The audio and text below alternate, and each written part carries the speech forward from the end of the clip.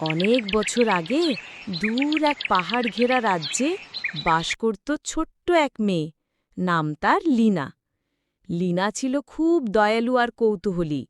তার স্বপ্ন ছিল একদিন চাঁদের আলো ছুঁয়ে দেখবে। শোনো মেয়ে, চাঁদের পাহাড়ে এক জাদুকরী ফুল ফোটে, যার নাম চাঁদের ফুল। যে সেই ফুল খুঁজে পাবে তার এক ইচ্ছা পূর্ণ হবে। এক রাতে পূর্ণিমার আলোয় লীনা ঘর ছেড়ে বেরিয়ে পড়ল। সে পার হল গহীন বন, ডিঙালো নদী আর পেরিয়ে গেল জাদুর গুহা। অবশেষে সে পৌঁছাল চাঁদের পাহাড়ে। পাহাড়ের চূড়ায় এক ঝলমলে রূপালী আলোয় ফুটেছিল চাঁদের ফুল। তুমি সাহস আর ভালোবাসার পরীক্ষা পেরিয়েছ। বলো, কি ইচ্ছা তোমার? আমি চাই পৃথিবীর সব শিশুর মুখে হাসি ফুটুক। তুমি নিজের জন্য কিছু চাও না? তাও তো পারতে। সবার মুখে হাসি থাকলে আমার হৃদয় খুশিতেই ভরে যাবে।